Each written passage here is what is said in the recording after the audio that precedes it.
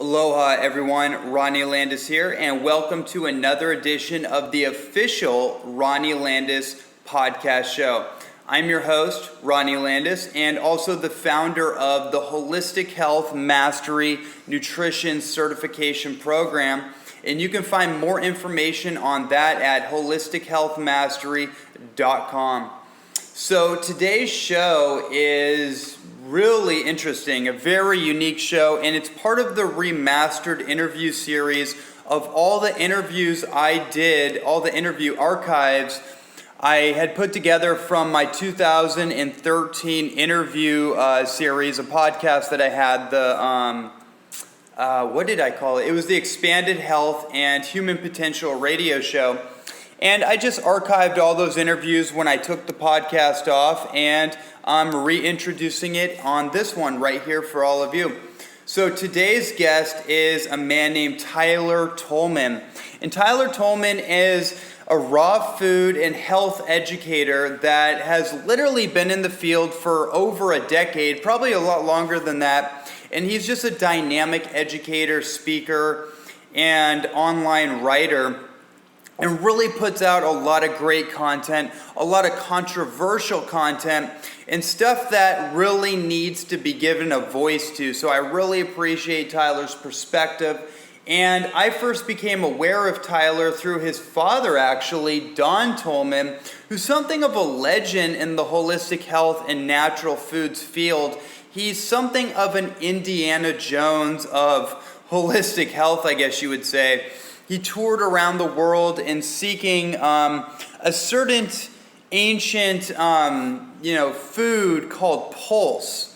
And Tyler talks a lot more about that, so I don't want to give that away, but just a really fascinating exploration into Tyler's history of being raised by his father, Don, and kind of going off the health path, getting caught up in some of the obstructive patterns that a lot of us get caught up in our youth, and then coming back around under the tutelage of his father and really learning the ropes of holistic health, of fasting, of cleansing, purifying the body temple, and transforming his health, and in turn transforming his vocation into being a voice for the message of health and natural food. So I just really excited about this interview. It's really fascinating and goes into different twists and turns that most people don't discuss. So without further ado,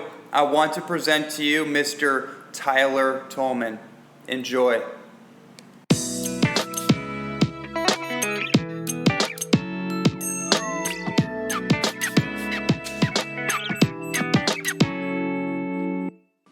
Hey everybody, this is Ronnie Landis bringing you another edition of the Expanded Health and Human Potential radio show.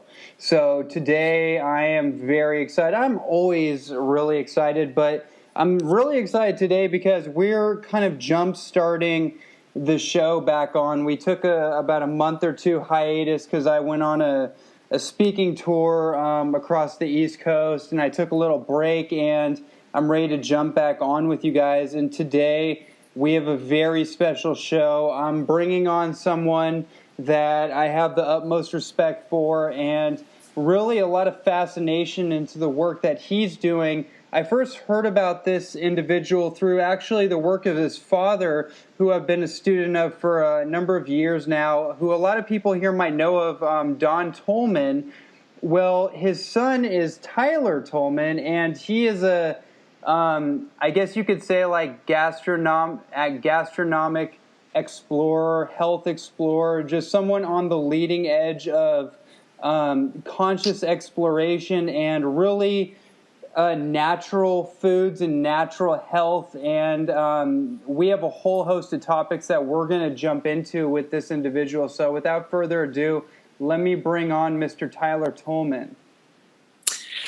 Hello, this is Tyler Tolman.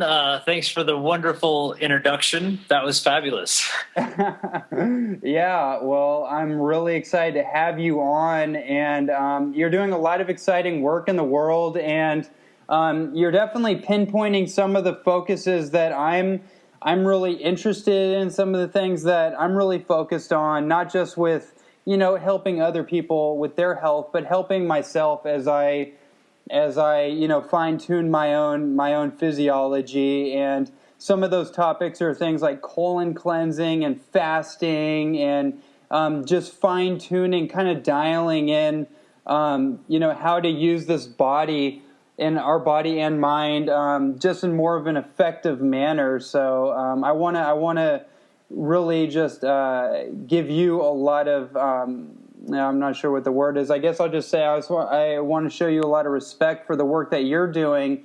And I guess to jump into it, I'm really curious what got you started on your health path, because I know that your father, Don Tolman, has been a leading health educator and explorer for a long time. But I'm kind of curious what tripped the trigger for you to carry on this message? Yeah, well, that's a really good question. And I would probably have to point myself to two different times in my life. One of those times being, I was raised by my mother. I was raised in a typical American type of lifestyle, with the school lunching system, with their pizza and burgers and processed foods and school lunch milk and all that type of stuff. And as a teenager, I went to stay with my father on a 200-acre farm. And moving from a really big city in Washington State to all of a sudden being out on a farm where there was peacocks and swans and ducks, and he's growing all his own food. It was a massive just paradigm shift for me, to see what he was consuming, to see the way that he lived, how much energy and happiness I noticed as well was quite different from what I was used to. And one summer, every summer, he had people come out with different stages of cancer and skin diseases and diabetes and heart disease and all types of different issues. And he would simply teach what he called the words of life. And he also referred to this as the 7 principles of health. And the summer that I was there, I got to experience all of these people coming out.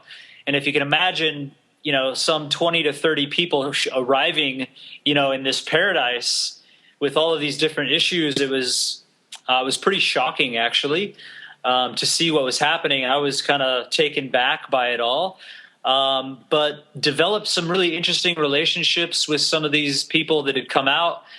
And I just noticed that day by day, just a little more life came into these people, and he had very specific things that he would do every day, from breathing exercises, long walks, laying out in the sun, and then pulling fresh, vegetables and greens out of the garden, fresh fruit out of the trees and putting them through a juicer. And I had this big impact in my life. And then I would say I went away from that, went back to live with my mother. But that was a huge impact, what that did. And then I went back to live with my father when I was 16 years old. I had had enough with the big city. I was in high school and just didn't like what I was seeing. To be honest, I got into marijuana, was smoking cigarettes, eating crap food, and, it just really took its toll on my life and on my overall health. And so I had this memory in the back of my head of this, amazing lifestyle and my father and all these attributes attached. So I called him one day and said, "Dad, I want to come live with you. I'm tired of living the way I am." And he literally flew me out. The next day he said, "To have your mom take you to the airport and I'll have a ticket waiting for you." So I flew out to live with him, and he sat me down and really, told me a whole story about his life and his travels around the world and the different cultures, from Native American and Central American tribes to, different cultures around the world. And it really inspired me. And he was, really inspired by this food called pulse, which was this, sacred, meal that these different cultures used to eat. So that was pretty cool as well.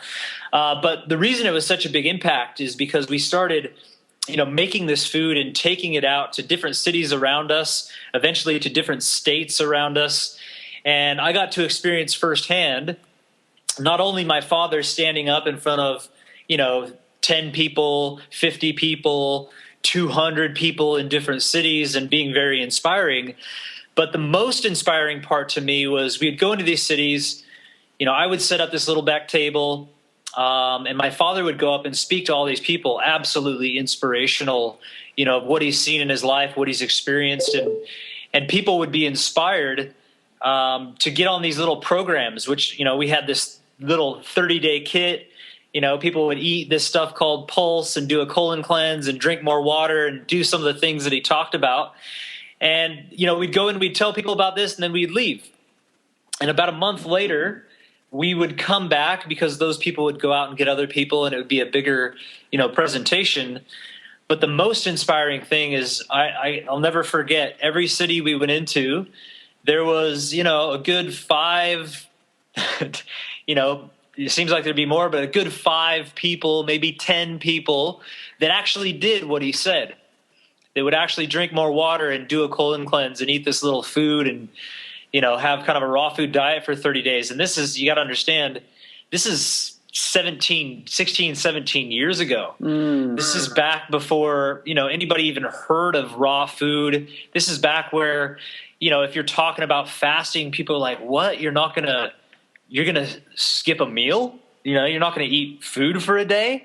And we're talking about fasting for 7 to 21 days at a time. And so, yeah, the biggest impact was going into these cities, and all of a sudden we would get mobbed. Like, big guys would come up and like grab us and shake us and be like, oh my God, I've lost 30 pounds, like, since you guys left, my life is transformed. I have energy for the first time. I feel like this cloud's lifted off of my head. And yeah, just the reactions that I saw every time we traveled from the people that actually followed these principles were life-changing. And, that was the most inspiring thing that really got me started on this journey to health. Wow, that is a really inspiring story. That, it's interesting. Real quick, can you hear me? Yeah. Okay, cool. Yeah, that's such an interesting story, because I would have assumed that, you would have been brought up this way. So I find it even more fascinating that, you were brought up kind of very similar to how most of us grew up, and then through the hero's journey, or, whatever archetypical language you want to use. I find it very fascinating how your father, who's been traveling around the world and has been on this exploration, kind of shows up throughout some period in your life, and then it makes such a powerful impact from you experiencing one side of the coin and then you experiencing the other side of the coin. I'm always inspired, or I'm always interested to see how people's lives change from, a single influence, and your situation seems to be one of those cases. So, I just want to mention real quick before we move on here, your father, I saw him speak in Los Angeles during actually David Wolf's longevity conference. I think it was like 2 years ago or something. Yeah. And I was walking by the back hall, and I see Don walking by, and we didn't really exchange many words, but we kind of caught eyes, and he just looked at me with this incredible honesty and sincerity in his eye, and he put his hand on his chest. He was still walking, but he just kind of looked at me, and we had a 5-second little moment of silence. It was interesting. So yeah, everything you just said was pretty powerful for me. So I want to, where I want to move on with this is, you mentioned pulse, and obviously there is a lot of history surrounding that word and that food, and I just want to kind of get to the bottom of it. What exactly is pulse? What is some of the history behind it, and anything else that you want to talk about pulse? Okay, that's an easy place for me. Cool. My dad, when I first moved to live with him, like I said, I was about 16 years old. I was smoking cigarettes, I was smoking marijuana, I was eating crap food, and literally the day I arrived, I quit all of that. Like, I made a decision right then. Like, I wasn't smoking anymore. I wasn't going to do any drugs. I was going to change my lifestyle and eat whatever food he provided. Given I did sneak away and have, little bits of meat here and there, just because, that was a little harder transition. But he sat me down and said, look, son, I want to talk to you about, why I haven't been in your life as much as I would like to. And it's because I've had a dream since I was 8 years old. And I've honored this dream and this passion. I've been traveling around the world in a search for this, ancient sacred meal that was talked about in the Judeo-Christian literature of the Bible. And he basically opened up the Bible and said, look, when I was 8 years old, I grew up in this very town. It was a town called Salem, Utah. And he said I'd moved into this town from a little mining town of a population of about 20 people, and all of a sudden was in this massive metropolitan area of 500 people. And he said every Sunday, if you know Utah's a place with people called Latter-day Saints or Mormons, and they'd come knock on his door every Sunday and say, hey, do you want to come down to what they called Sunday school, which is their little church gathering? And he would always say no, just because Sundays were his days to get away and go ride his bike and be up in the mountains and all that stuff. So he'd never had any exposure to religion whatsoever. Just to give you a little context, his mother was about 400 pounds, so she was severely overweight. His father was a hunter, quite abusive, also an alcoholic. And, my father, at this young age, saw, the chickens and the pigs and the different animals that they had, and really became friends with them, really enjoyed having these animals. But come, once a month, they would go ahead and grab a hold of some of these things and hack their heads off, pull their feathers out, and cook them. And my father couldn't help but absolutely be abhorred at this sight of killing these animals, and then just looking at his father and the abusiveness and his mother and being overweight and watching them eat this, these dead carcasses of animals, so to speak, he was really turned off by it. And so he made a decision not to eat the meat, which his parents didn't really agree with. And there's a reason I'm telling you all this. One Sunday, he got a knock at the door, and he decided, okay, I'm going to go down with, my friends, Melvin Lake and this other kid, and just kind of see what they do down there. They've been, trying to get me to go for months and months. So he goes down to this little Sunday school, and he's sitting in this little class, and it was Melvin Lake's mom had the Bible open, and she was reading out of Daniel, the first chapter of Daniel. And Daniel, is a prophet of the Old Testament of the Bible. And it's talking about a time of King Nebuchadnezzar. Mm-hmm. And King Nebuchadnezzar ruled the world. He basically, ruled Babylon, which is the most, wealthiest, profound country of the time. And King Nebuchadnezzar basically wanted to gather together all of the fairest of flesh of young men. Really smart thing. Go out and gather together all the youngest men, which are without blemish, that are strong, which are clear, and let's bring them together into an encampment. So it said that they brought, somewhere between 3,000 to 5,000 young individuals to teach them the tongue of the Chaldeans, to teach them in mathematics and astrology and language and, all these different things, and also to teach them the art of warfare and build them up to be, a really educated and powerful race.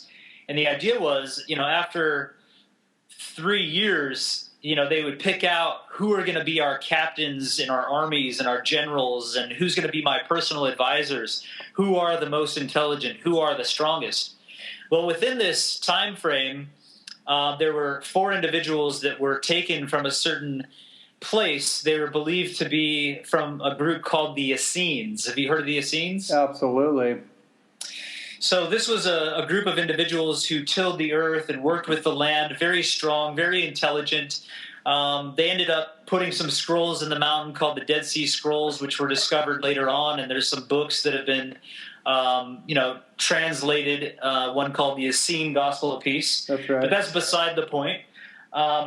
These four guys, Daniel, Shadrach, Meshach, and Abednego, when they were brought into this encampment, Melzar, who was in charge of giving all of the food to all of these individuals, they were giving even the best of the king's food, it said, the best of the meats and the best of the dainties and even the things the king himself had. So they wanted to feed him the best of the food, but Daniel and these three other guys refused to eat the king's food, and they said, give us pulse to eat and water to drink for the entire period of 3 years.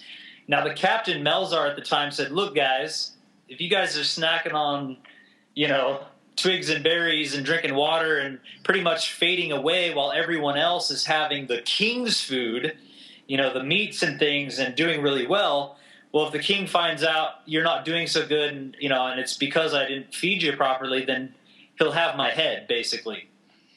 And Daniel, in Daniel 1:12, said, prove thy servants, I beseech thee, and give us 10 days to prove to you by eating pulse and drinking water, we will appear brighter upon our countenance and fatter upon our flesh.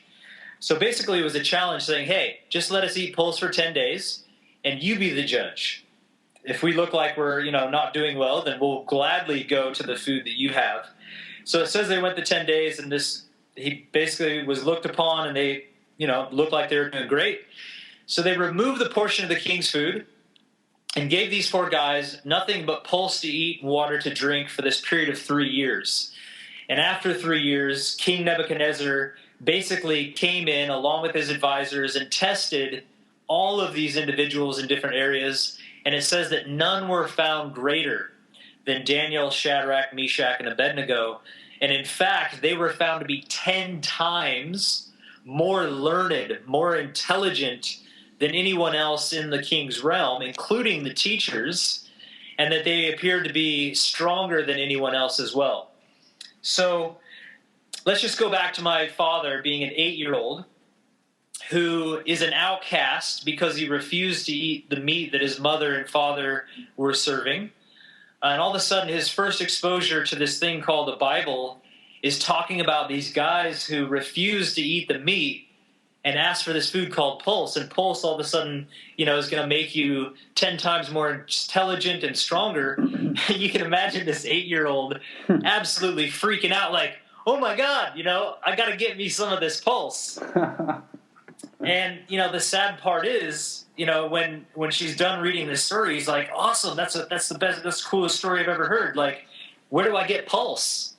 And you can imagine his disappointment when the teacher had no clue what it was.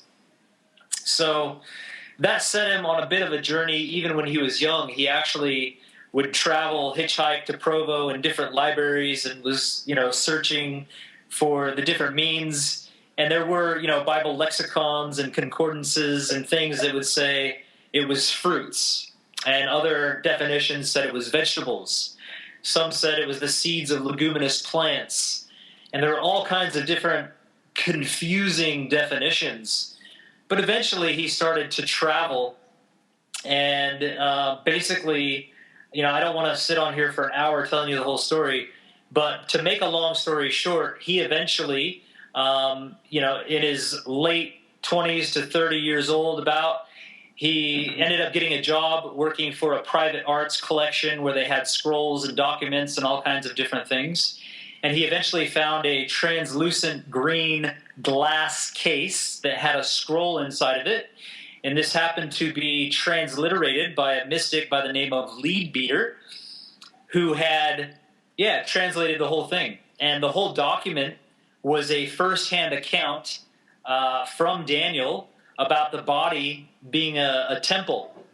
And it had the entire organization of the temple, the third eye being the first sight, or Godhead, and the 12 cranial nerves being like the 12 apostles, the representation, the 2 counselors, or sometimes seeing eyes, which were the eyes of the head, the 7 holes of the head being the quorum of the 7.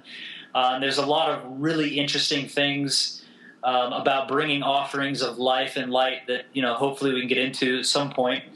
But at the end of this document, it had the exact ratios of this food called pulse in dried fruits, nuts and seeds, and even tubers, based on a mathematical proportion that was learned from ancient Egypt. And, I've had a lot of time since hearing this story to do a lot of research and look into different things, and have had beautiful confirmations reading The Secret Teachings of All Ages by Manly P. Hall. I'm not sure if you heard of that book. I have heard of that book. Yeah, beautiful book. If you can see it, I have it on my desk, and it's this massive book with these big full-color lithographs. You got to open it up, and it's just huge. And there's writings from Pythagoras. Now, Pythagoras was known as the father of numbers, and he traveled to Egypt and stayed there for quite a few years, becoming a master physician. He was actually forced to fast for 40 days and 40 nights on water before they would even allow him to learn with the teachers from Egypt. They said that he was too much in his head and too much of a scholar to be able to learn the wisdom of Egypt unless he was willing to fast and fully get into his heart space. Wow. Anyways, Pythagoras ended up talking about the meal of Hercules, and also was using sacred meal offerings during and after his fasts. And he created a school called the Pythagorean Academy. And people that wanted to learn there would literally have to fast. And for 3 years, again, this is interesting because Daniel went 3 years. Pythagoras would require his students to live on this food basically called pulse for a 3-year period before they were a full member of the Pythagorean Society. So just brilliant stuff, man. People that don't know about Pythagoras, he actually put together the diatonic scale of music, was absolutely brilliant mathematician, but not only was he brilliant, he was also a Greco-Roman wrestler. He entered the Greek Olympics. He trained some of the best fighters and Greco-Roman wrestlers, Thales and others, and yeah, just amazing stuff. And even more confirmation came to me one day when I'm sitting on the couch and watching, I believe it was National Geographic, and they had this video of breaking into this tomb, and all these archaeologists were excited about how this is going to be the next King Tut's tomb discovery because there was a big tomb there.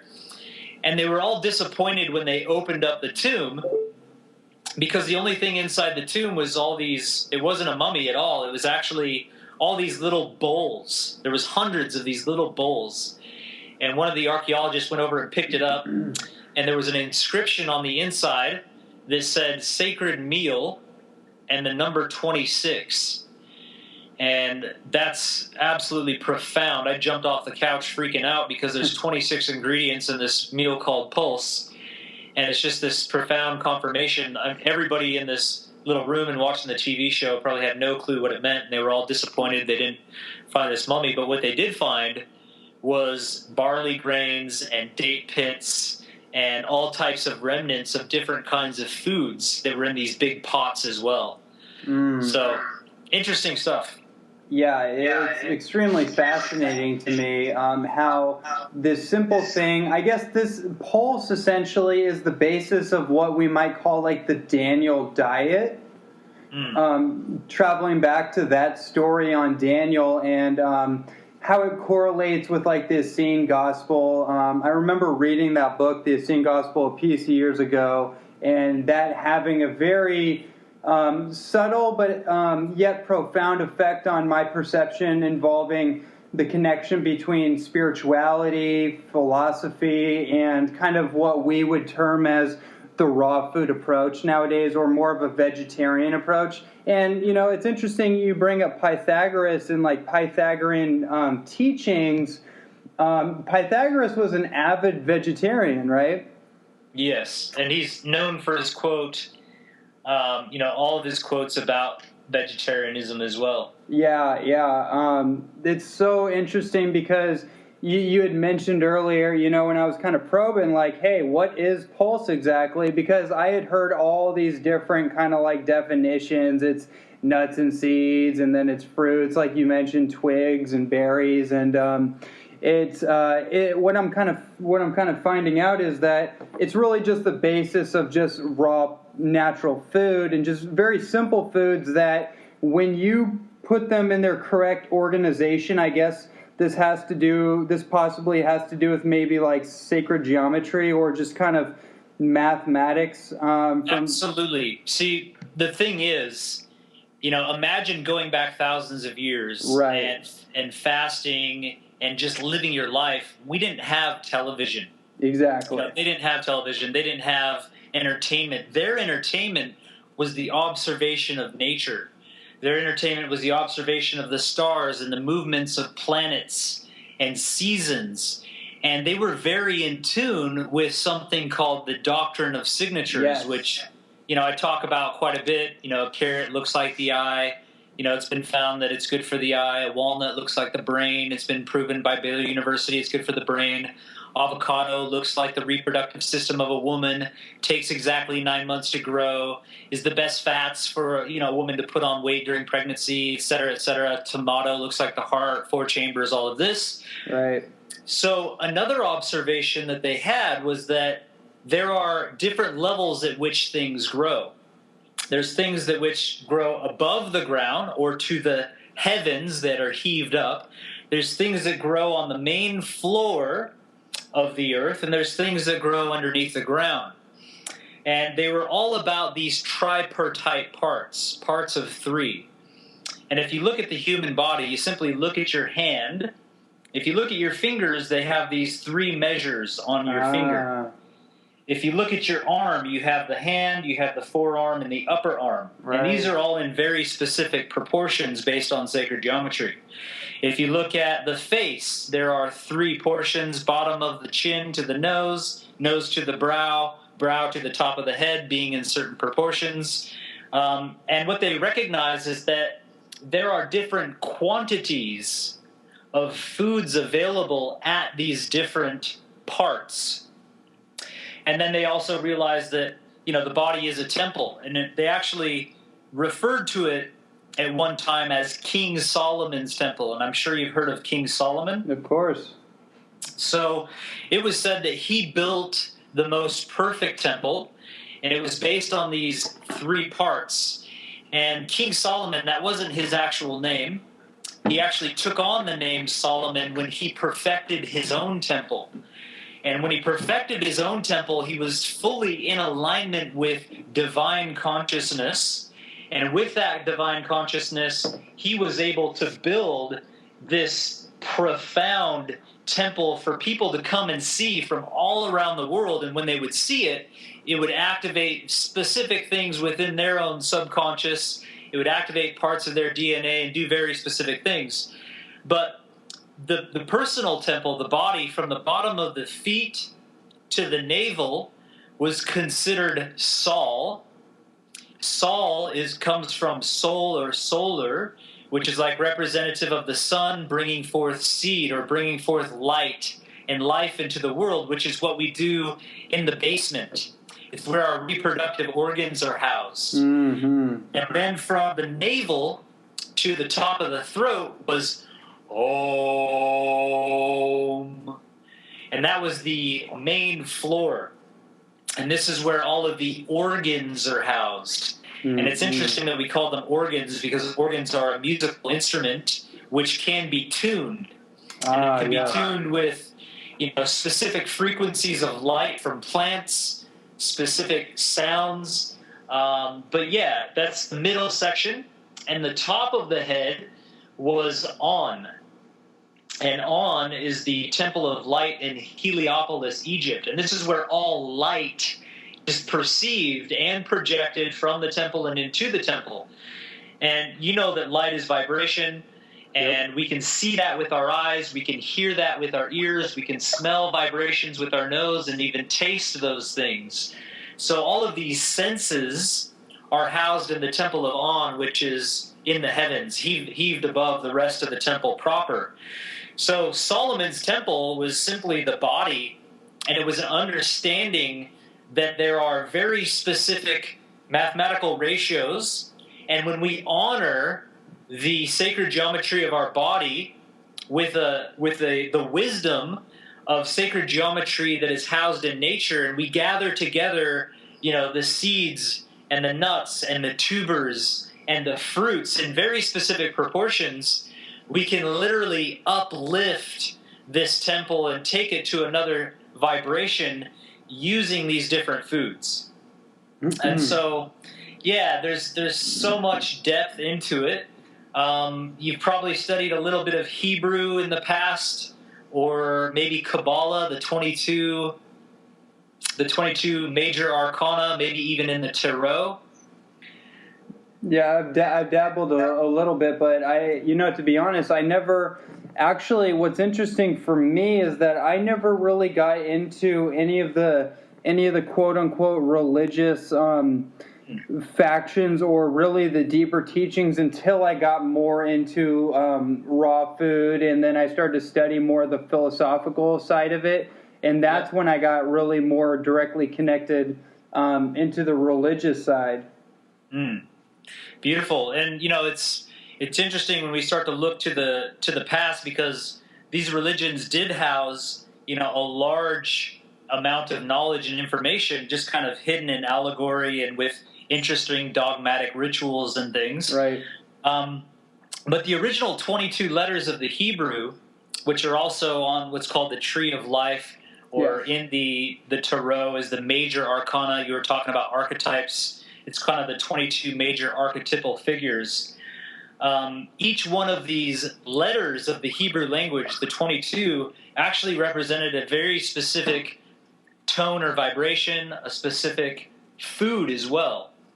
And so it was the gathering of these different foods and bringing them together in a sacred proportion that was believed would unlock the language of the body. I believe that it's foods, and it's the consciousness of foods. I know you're big into, superfood mushrooms, which are absolutely phenomenal for the downloads of cosmic consciousness that they bring in. Absolutely. And each one, a walnut, a pecan, a sesame seed, open sesame, dates and figs, sunflower seeds, the sunflower being worshipped by the Egyptians or highly revered by the Egyptians. Each one of these specific foods would unlock a specific portion of our conscious and unconscious, and even, raise the vibration of the body in a specific way.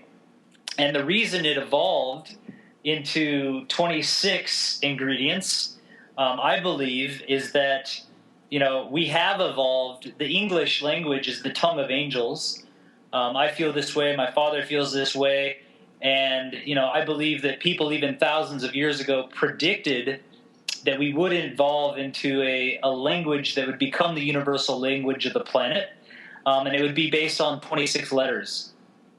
And there were, 26 specific foods. And you know what? It's funny because I had no intention whatsoever during this entire interview to even talk about pulse. It's awesome. Yeah, well, I definitely felt it would have been appropriate to get to the bottom of all this pulse business. And for my own sake, I was just kind of curious on what your explanation of it is, and I find it so fascinating. I think I'm repeating myself, but when we look at food, when we look at natural food, one of the things as a speaker I like to talk about is the history, is kind of like the mythology, is the storyline that has followed some of these foods throughout, not just like 100 years in our history, but throughout like the history of the human species. Like when we talk about like an olive, for example, there's a massive amount of historical data and mythology surrounding a simple olive, and you said something very interesting, which is all these foods have a certain frequency or have a certain consciousness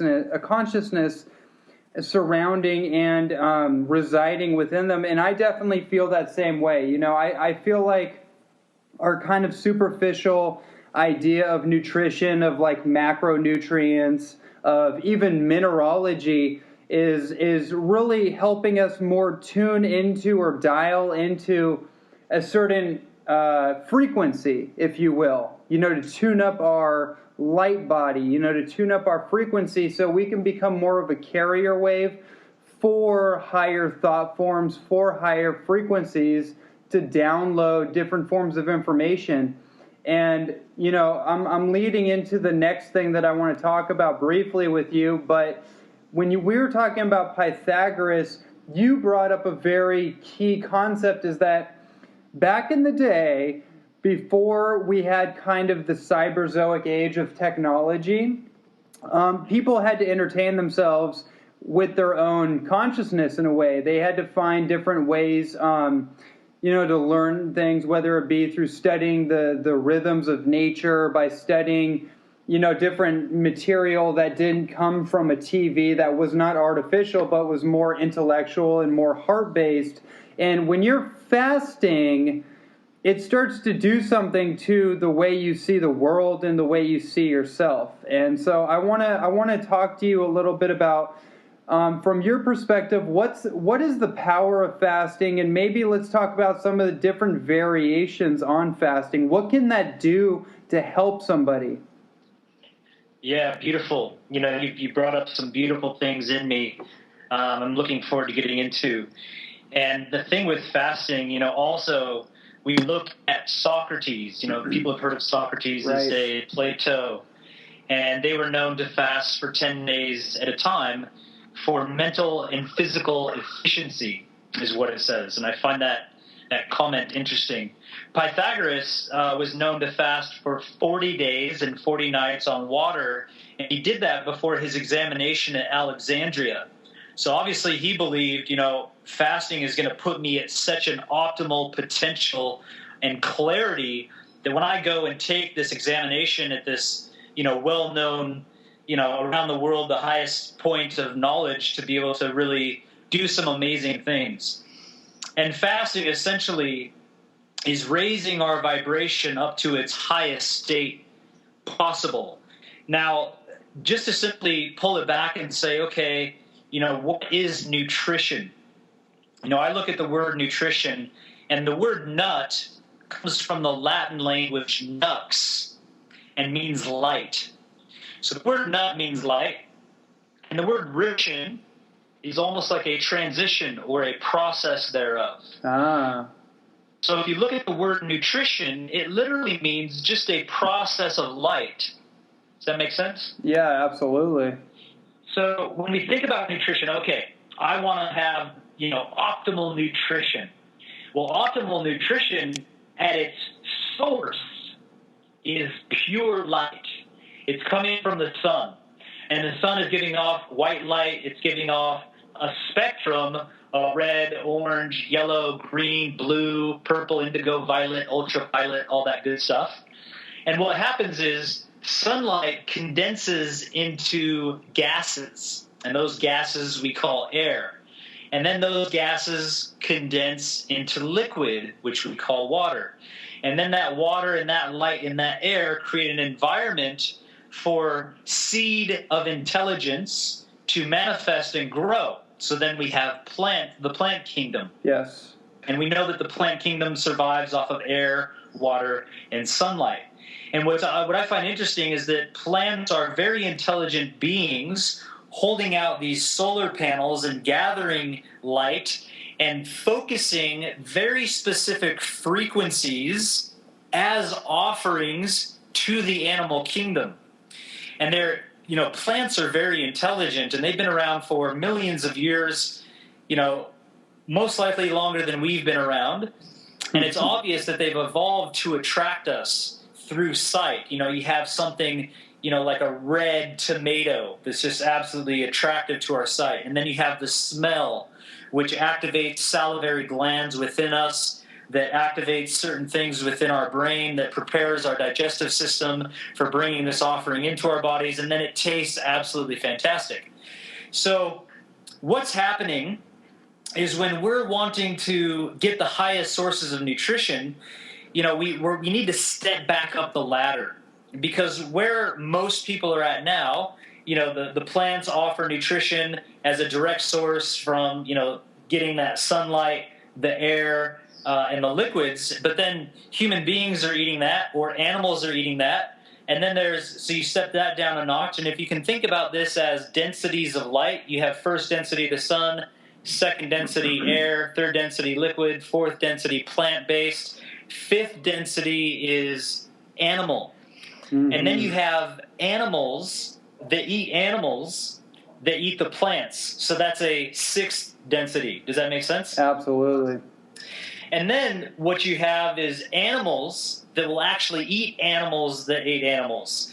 And I believe there's a subconscious knowing that it's the lowest form of light, which is why it's not attractive to eat a dog.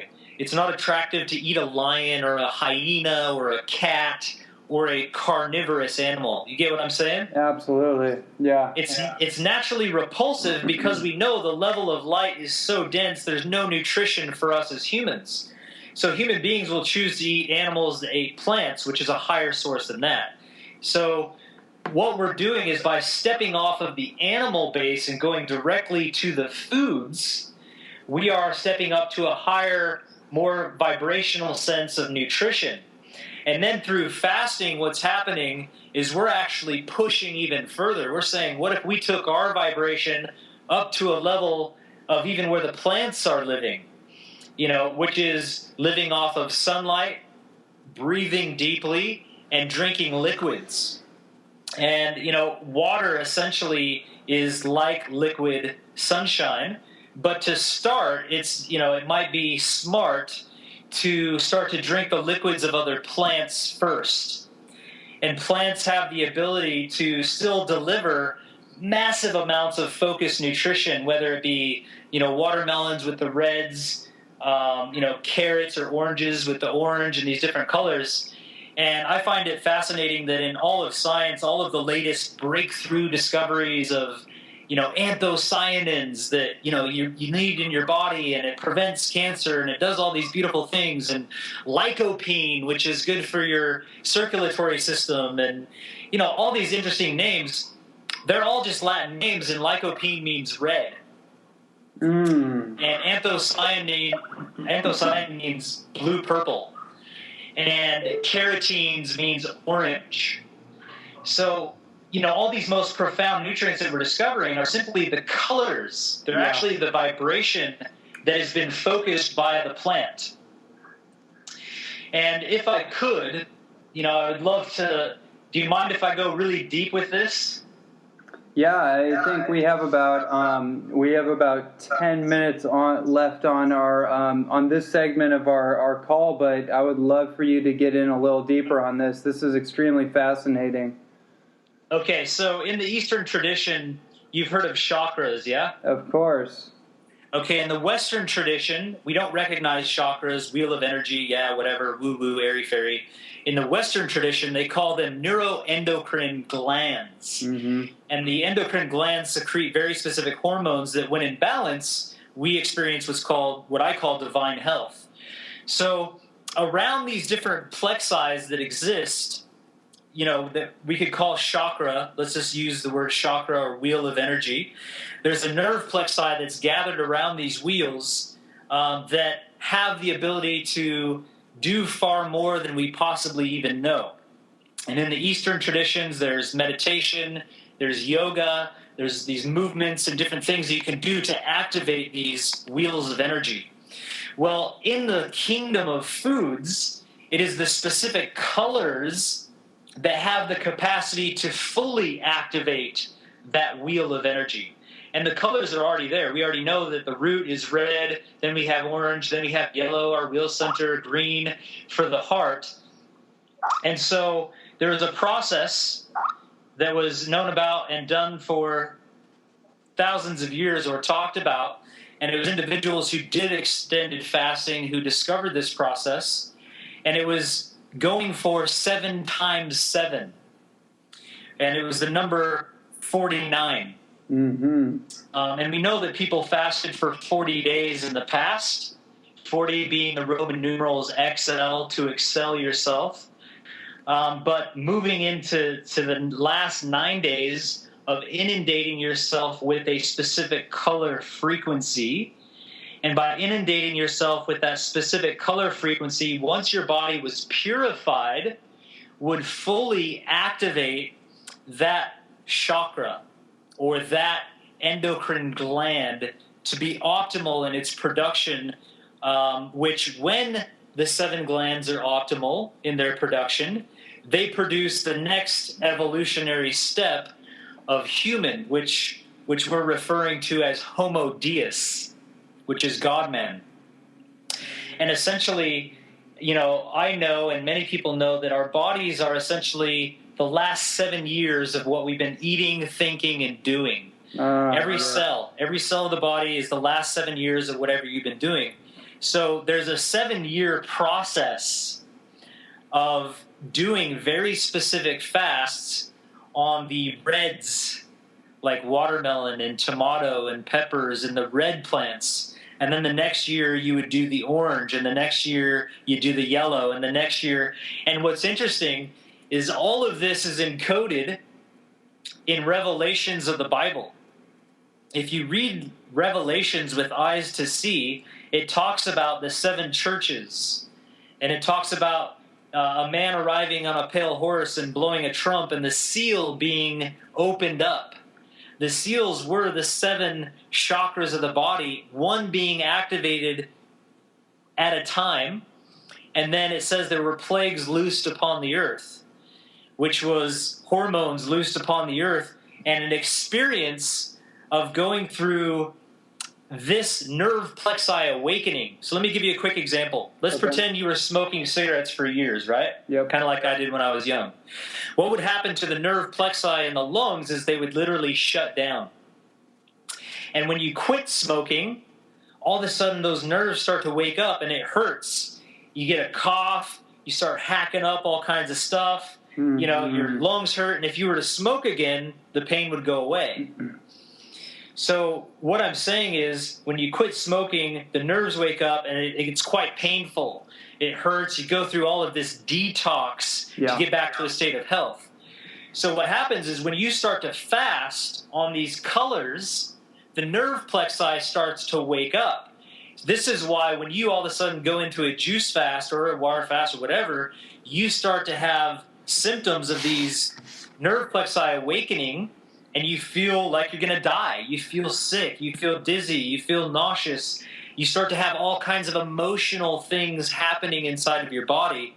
And this is exactly what needs to take place over a certain period of time to go through the detox, to go through the emotional cleansing, to go through all of these types of things to fully awaken, these different capacities that we have to move towards this next step of evolution. And, I hope, just throwing this out there, I don't sound too confusing.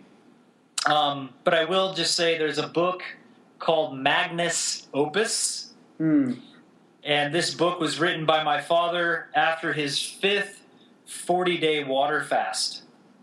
And it's pretty much downloads of the entire process. Magnus Opus means the great work. And it's just a process of evolution.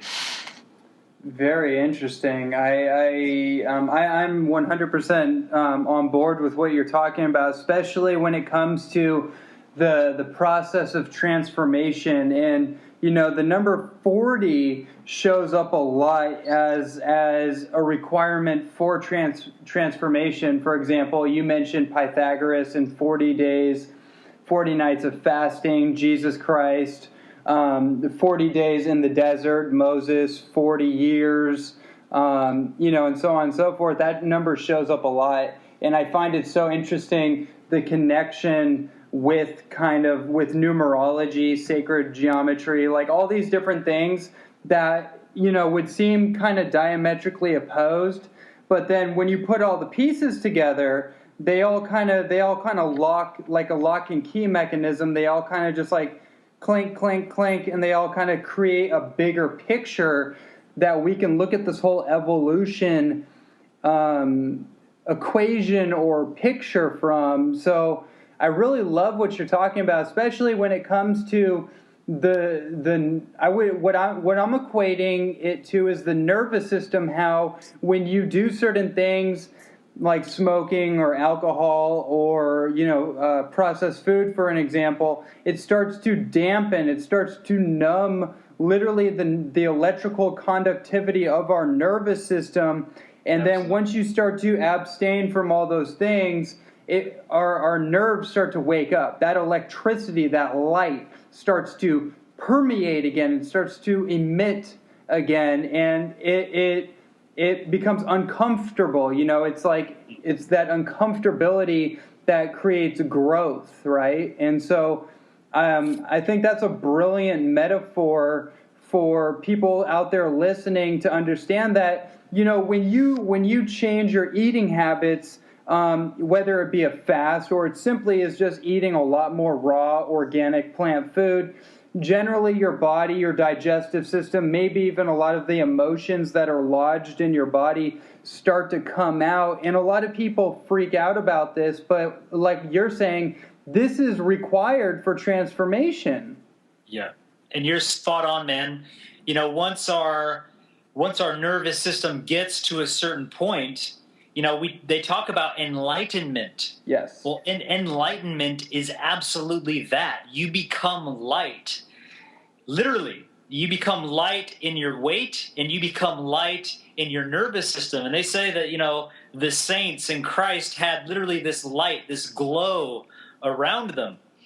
And there is a very specific, very scientific, very physical process that I could describe and take you all the way through. And you mentioned the olive before. Yeah.